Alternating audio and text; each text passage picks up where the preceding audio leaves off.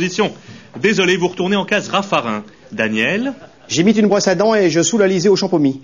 Joli coup. Vous faites 3 tours en diagonale et vous libérez le monstre. Je laisse. Je le prends. Très bien. Yvon, vous savez ce que ça veut dire? Oui, tout à fait. Je vous écoute. Ami 8 ou carabine? Je tente l'estomac. Estomac. Et vous tombez en case Catogan. 5 secondes de Francis Lalanne. La première fois qu'on m'a dit je t'aime, c'est un Marc qui me l'a dit. Daniel. Je tag un nudiste et... Camoulox! Bravo Yvon. Vous êtes notre finaliste. On se retrouve demain pour un autre Camoulox. Et évidemment, un petit mot avant de se quitter, messieurs. Kyste. Cric. Bonsoir et à demain. Cacamou, cacamou, cacamoulax. Ça vous a plu? Il y en aura d'autres. Bien. Maintenant, des questions un peu moins sur le film, un peu plus sur votre carrière. J'aimerais bien savoir comment un duo peut tenir aussi longtemps. Nous savons que dans la société actuelle, les gens ne sont pas fidèles, ils se quittent rapidement sur un malentendu. Et vous, alors je voudrais expliquez-moi comment vous faites. Est-ce que c'est parce que vous êtes très différents? Je crois que c'est une histoire d'amitié. Hein. Donc, on est très amis dans la vie et c'est avant tout une histoire de deux copains, d'amitié. C'est pour ça que ça dure. Racontez-moi votre rencontre d'une façon romantique. Ah. On s'est rencontrés dans un cours de théâtre, le cours Simon, dans la classe de Françoise-Angèle Piat. Et on a sympathisé, on a mis un petit peu de temps pour s'apprivoiser parce que je trouvais que Las Palès, d'ailleurs je me rappelais jamais son nom moi. Je l'appelais l'Espinasse, j'avais du mal à me rappeler Las Palès. Et un jour on nous a fait travailler une scène, je le trouvais un peu bourru. C'était en quelle année? 81? 81. 81. Ouais. Et alors un jour on a répété une scène qu'on nous avait donnée à travailler chez moi. Et c'était au mois de septembre, je pense. Vous étiez habillé en homme? C'était bien sûr. Ah oui. À cette époque-là, oui. C'était l'été indien, il faisait assez chaud et lourd. Et je me rappelle très bien lui avoir raconté que je me plaignais de me lever la nuit parce que la température était moite. Et donc j'allais comme ça boire de l'eau. Il m'a dit, mais moi aussi je me lève la nuit, sauf que moi je bois du vin. Un gars de 20 ans qui boit du vin la nuit ne peut pas être totalement mauvais. Effectivement. Voilà. Bien. Et alors, rassurez-moi. Mais alors, je tiens à prévenir aussi que nous avons un tas d'autres anecdotes piquantes. Oui, j'ai l'impression. Il y a l'impression. Qui travaille le plus dans les deux? Parce que dans un duo, il y a toujours un fumiste et un autre qui fait tout le boulot. On écrit tous les deux 90-10. Ça, c'est les droits d'auteur. D'accord, très bien. Non, on travaille tous les deux. Non, sérieusement, vous n'avez jamais été tenté de voler de vos propres ailes, vous ou les deux, sans le dire à l'autre? J'essaie de foutre ma merde, hein. Clairement. Mais bon, au cinéma, ça peut arriver, mais ça pose pas de problème. Ça n'empêche pas qu'on se retrouve sur scène ou pour faire une pièce ou un spectacle. Mais pour le moment, il était bien de prendre ensemble le virage du théâtre et du cinéma. Et puis pourquoi essayer de changer une équipe qui gagne à moitié? Ça sert à rien. Oui, c'est vrai. Il vaut mieux transformer l'essai. Après, on verra ce que la suite nous réservera. Comme on l'a dit, avant d'être un film, Ma femme s'appelle Maurice était une pièce de théâtre. Et nous avons ici aussi un dramaturge, metteur en scène, qui n'a pas encore le succès qu'il mérite tout à fait. Et pour cause, parce que tout ce qu'il fait est assez mauvais, voire de la merde. Mais pour lui faire plaisir, je vous demande quand même de faire un triomphe à Monsieur André Merle.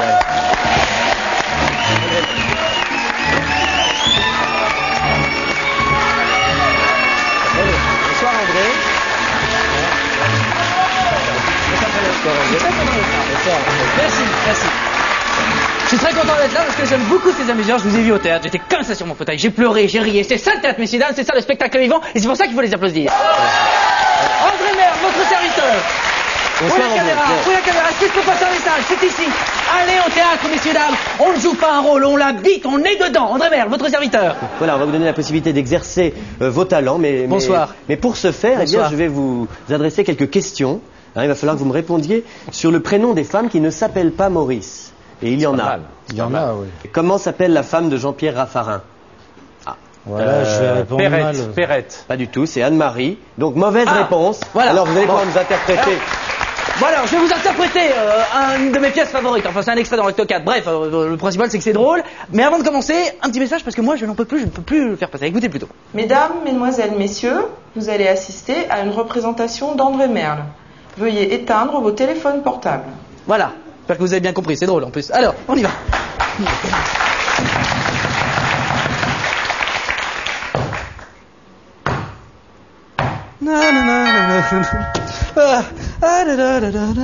Oh, chérie, mais qu'est-ce que tu fais là? Tu ne te rends pas compte? Enfin, si ma femme voit que ma secrétaire est dans ma salle de bain, ça fait chiffon. Et tu imagines bien qu'un chiffon a plus sa place à la cuisine qu'à la salle de bain.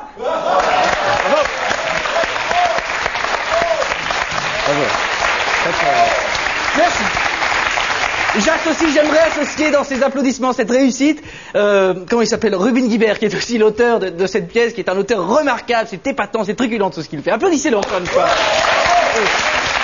André, alors, essayez de répondre bien maintenant, parce que si vous répondez bien, il ne joue pas. Hein, donc quand même, concentrez-vous bien. Comment s'appelle la femme de Colombo?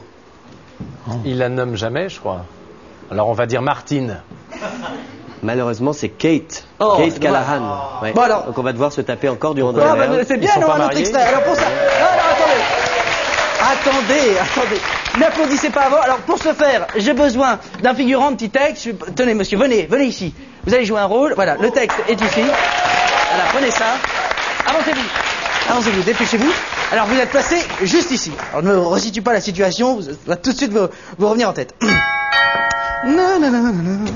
Ah, ça! Mais qui êtes-vous? Le jardinier. Mon Dieu qu'il joue mal. Le jardinier? Mais alors, si je comprends bien, c'est que ma femme est une belle plante.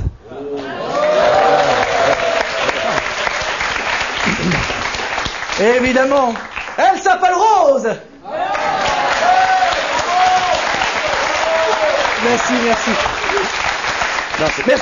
Je tiens à rappeler, Frédéric, que je serai visible au festival J'aime bien rire à Libourne, qui est parrainé par les magasins de chaussures Padix. Avec Padix, on marche comme au Paradix. Voilà, j'espère que vous viendrez tous nombreux. Merci à vous tous.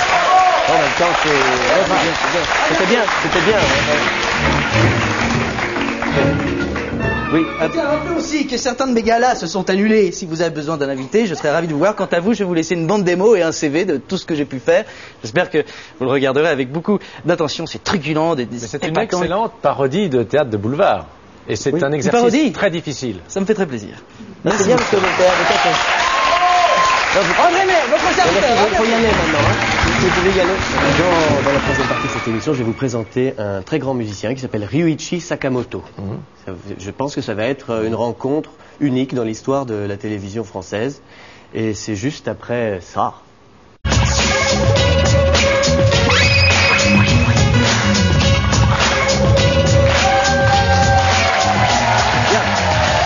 Je suis toujours avec Philippe Chevalier et Régis Laspalès.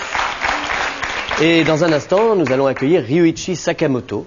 Mais pour l'attendre, on va tout de suite se poser une question existentielle.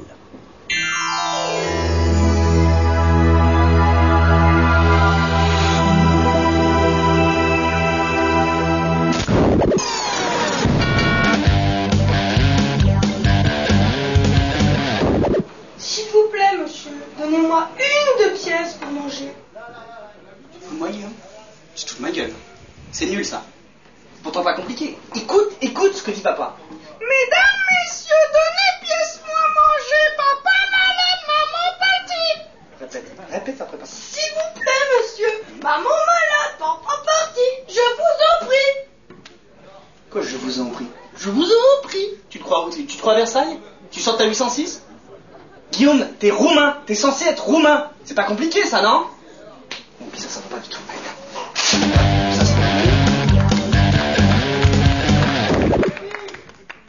Allez, Guillaume, pense à la famille. Dans ton bras. Sylvaine, ma chérie, tu m'apporterais la siaméto?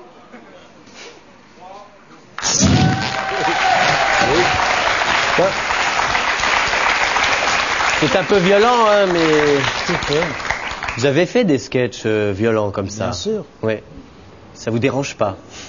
Vous n'avez pas honte? Pas du tout. On a l'air bonasse comme ça, mais attention, faut pas nous chercher. Il y a un peu un paradoxe chez vous, c'est que vous avez une image qui est une image populaire, parfois considérée peut-être comme un peu franchouillarde. Comique. Comique. Comique. Oui. Ça vous dérange pas d'avoir ce double, d'être un petit peu sur le fil? Non, mais je crois que là, vous voyez tout le monde, un maximum de gens. Vous voyez une dualité ou un antagonisme là où il n'y en a pas en réalité. Je crois que les grands intellectuels aiment beaucoup rire.